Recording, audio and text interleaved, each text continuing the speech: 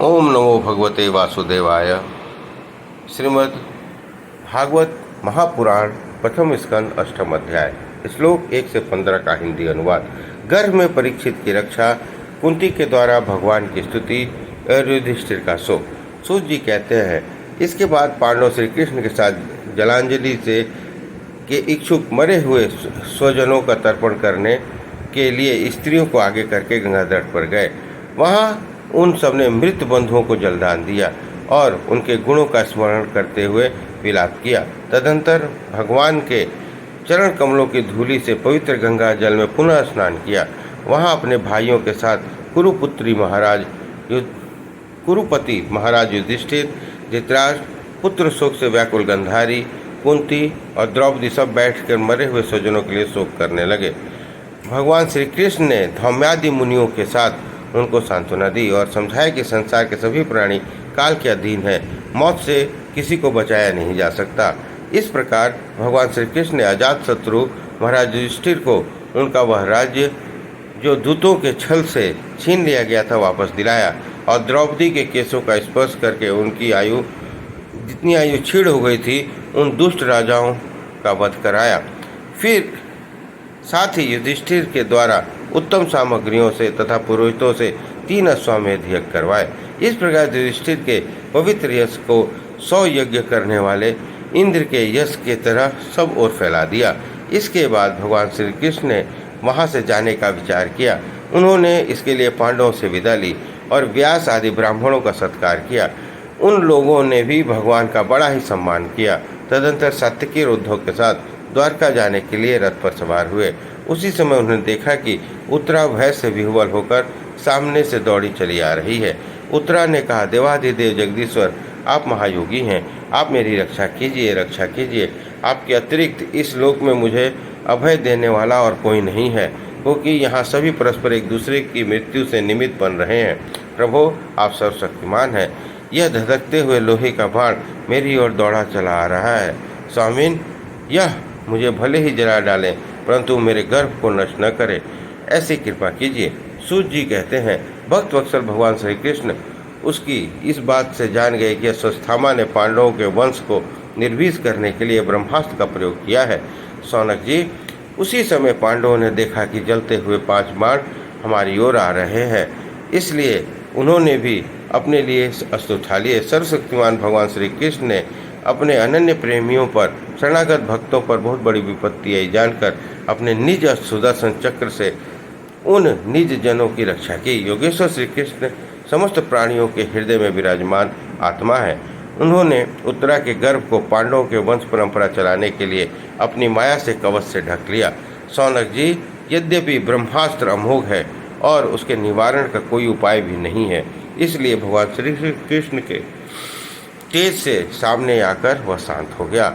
अष्टम अध्याय श्लोक 16 से 28 का हिंदी अनुवाद। यह कोई आश्चर्य की बात नहीं समझनी चाहिए, क्योंकि भगवान तो सर्वाश्चर्यमय हैं। वे ही अपनी निज शक्ति माया से स्वयं अजन्मा होकर भी इस संसार की सृष्टि, रक्षा और संहार करते हैं। जब भगवान श्री कृष्ण जाने लगे तब ब्रह्मास्त्र की ज्वाला से मुक्त अपने पुत्रों के और द्रौपदी के साथ सती कुंती ने भगवान श्री कृष्ण की इस प्रकार स्तुति की। श्री कुंती ने कहा, आप समस्त जीवों के बाहर और भीतर एकारस स्थित हैं। आप भी फिर भी इंद्रियां और वृत्तियां से देखे नहीं जाते, क्योंकि आप प्रकृति से परे आदि पुरुष परमेश्वर हैं। आपको मैं नमस्कार करती हूँ। इंद्रियों से जो कुछ जाना जाता है उसी तह में आप विद्यमान रहते हैं और अपनी ही माया के पर्दे से अपने को ढके रहते हैं। मैं अबोध नारी आप अविनाशी पुरुषोत्तम को भला कैसे जान सकती है? जैसे मूढ़ लोग दूसरा वेश धारण किए हुए नट को प्रत्यक्ष देखकर भी नहीं पहचान सकते, वैसे ही आप दिखते हुए भी नहीं दिखते हैं। आप शुद्ध हृदय वाले विचारशील जीव मुक्त परमहंसों के हृदय में अपनी प्रेममयी भक्ति सृजन करने के लिए अवतीर्ण हुए हैं। फिर हम अल्पबुद्धि स्त्रियां आपको कैसे पहचान सकती हैं?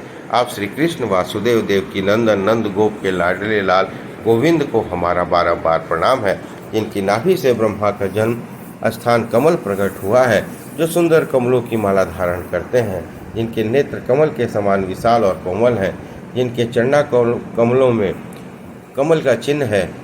श्री कृष्ण, ऐसे आपको मेरा बारंबार नमस्कार है। ऋषिकेश, जैसे आपने दुष्ट कंस के कैद के द्वारा कैद से की हुई और चीलकार से शोकग्रस्त देवकी की रक्षा की थी, वैसे ही पुत्रों के साथ मेरी भी आपने बारंबार विपत्तियों में रक्षा की है। आप ही हमारे स्वामी हैं, आप सर्वशक्तिमान हैं। श्री कृष्ण, कहाँ तक गिनाऊं? विष से, लक्षागृह की भयानक आग से, हिडिंब आदि राक्षसों की दृष्टि से, दुष्टों की युद्ध सभा से, वनवास की विपत्तियों से, अनेक बार के युद्धों में, अनेक महारथियों से, शास्त्रास्त्रों में से, और अभी अभी इस सुदामा के ब्रह्मास्त्र से भी आपने हमारी रक्षा की है। जगत गुरु, हमारे जीवन में सर्वदा पद पद पर विपत्तियाँ आई हैं, क्योंकि विपत्तियाँ में ही निश्चित रूप से आपके दर्शन हुआ करते हैं, और आपके ही दर्शन हो जाने पर फिर जन्म मृत्यु के चक्कर में नहीं आना पड़ता। ऊंचे कुल में जन्म, ऐश्वर्य, विद्या और संपत्ति के कारण जिसका घमंड बढ़ रहा हो, वो मनुष्य तो आपका नाम भी नहीं ले सकता, क्योंकि आप तो उन लोगों को दर्शन देते हैं जो अकिंचन है। आप निर्धनों के परम धन हैं। माया का प्रपंच आपका स्पर्श नहीं कर सकता। आप अपने आप में विहार करने वाले परम शांत रूप हैं। आप ही कैवल्य मोक्ष के अधिपति हैं। आपको मैं बारंबार नमस्कार करती हूँ। मैं आपको अनादि अनंत सर्वव्यापक सबके नियंता काल रूप परमेश्वर समझती हूँ। संसार के समस्त पदार्थ और प्राणी आपस में टकराकर विषमता के कारण परस्पर विरुद्ध हो रहे हैं, परंतु आप सबसे समान रूप से विचर रहे हैं। अष्टम अध्याय, श्लोक 29 से 39 का हिंदी अनुवाद।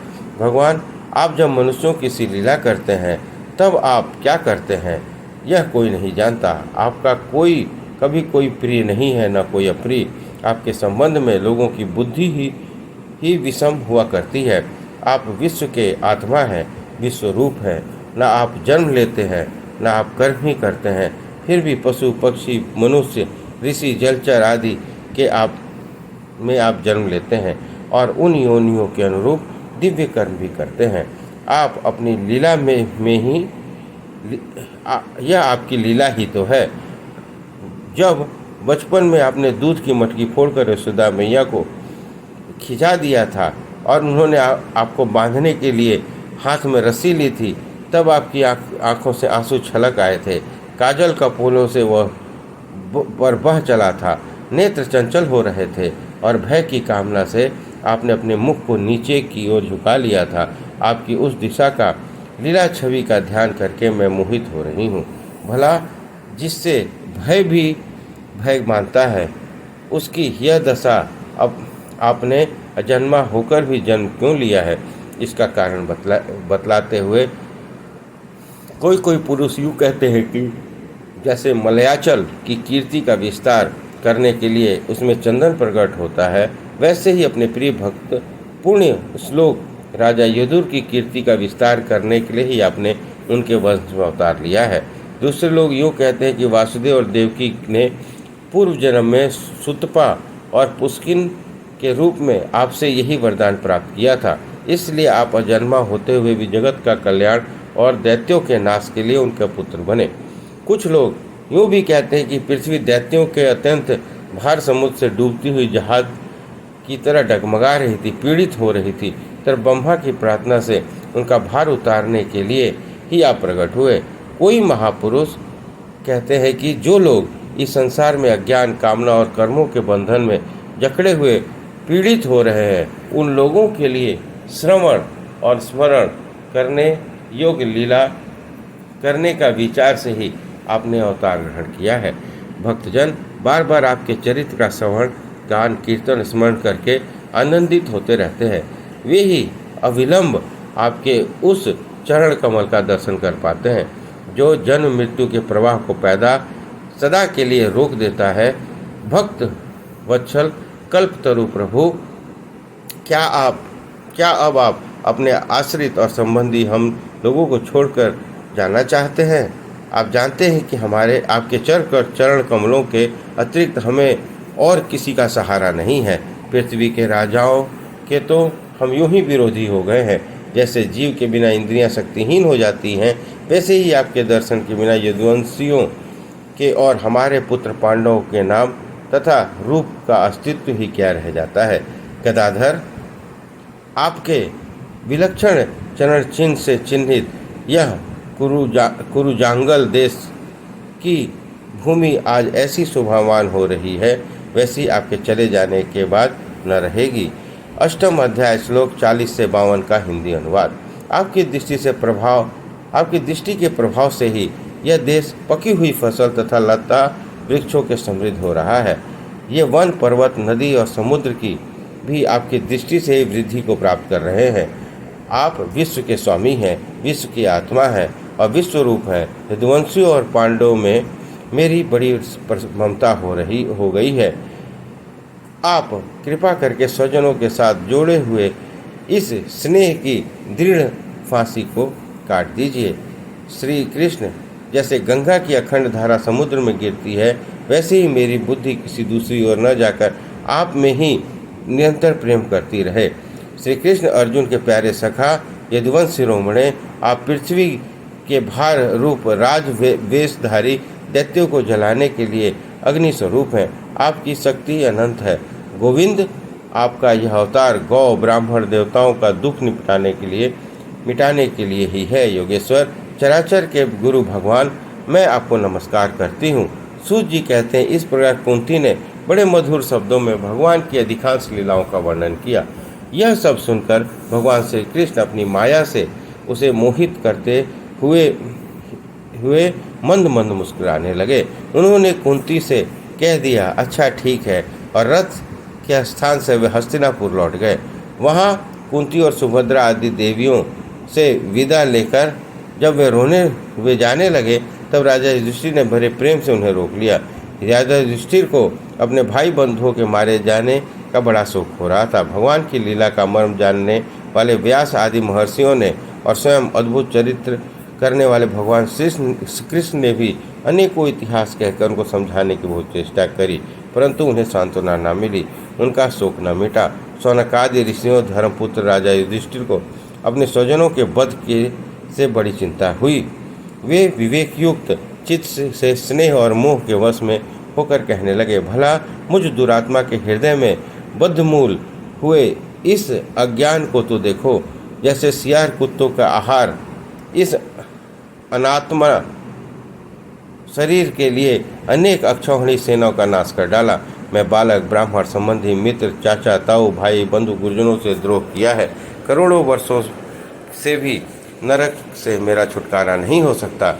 यद्यपि शास्त्र का वचन है कि राजा यदि प्रजा का पालन करने के लिए धर्म युद्ध में शत्रुओं को मारे तो उसके पाप नहीं लगता, फिर भी इससे मुझे संतोष नहीं होता। स्त्रियों के पति भाई बंधुओं को मारने से उसका मेरे द्वारा यहाँ जो अपराध हुआ है, उसका मैं गृहोचित यज्ञादिकों के द्वारा मार्जन करने में समर्थ नहीं हूँ। जैसे कीचड़ से गंदा जल स्वच्छ नहीं किया जा सकता, मदिरा से मदिरा की पवित्रता नहीं मिटाई जा सकती, वैसे ही बहुत सी हिंसा बहुल यज्ञों के द्वारा एक भी प्राणी की हत्या का प्रायश्चित नहीं किया जा सकता। इस प्रकार श्रीमद् भागवत महापुराण प्रथम स्कंद 8वां अध्याय संपन्न हुआ। बोलिए कृष्ण भगवान की जय।